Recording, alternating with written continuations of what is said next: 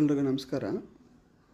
ಬೆಳಗ್ಗೆನೇ ಬೆಂಗಳೂರಲ್ಲಿ 2 ಗಣೇಶ ಮೂರ್ತಿಗಳು ರೈಲ್ವೆ ಬ್ರಿಡ್ಜ್ ಕೆಳಗೆ ಸಿಕ್ಕಾಕೊಂಡೈತೆ. ತುಂಬ ಹೈಟ್ ಇರೋ ಕಾರಣಕ್ಕೆ ಮುಂದಕ್ಕೆ ಹೋಗೋಕ್ಕಾಗ್ತಿಲ್ಲ. ಡ್ರೈವರ್ ಅಣ್ಣವರು ತುಂಬ ಕಷ್ಟಪಟ್ಟು ತೆಗೆಯೋಕ್ಕೆ ಪ್ರಯತ್ನ ಪಡ್ತವ್ರೆ, ಆದರೂ ಸಾಧ್ಯ ಆಗುತ್ತಿಲ್ಲ. ನೋಡೋಣ ಯಾವ ರೀತಿ ತೆಗಿತಾರೆ ಅಂತ. ಟೈರ್ಗಳಲ್ಲಿ ಗಾಳಿ ತೆಗಿತವ್ರೆ, ಆದರೆ ಅಷ್ಟು ಹೈಟು ಇರೋ ಕಾರಣ ಗಾಳಿ ತೆಗೆದ್ರೂ ಏನೂ ಉಪಯೋಗ ಇರೋಲ್ಲ ಅಂತ ಅನ್ನಿಸ್ತದೆ.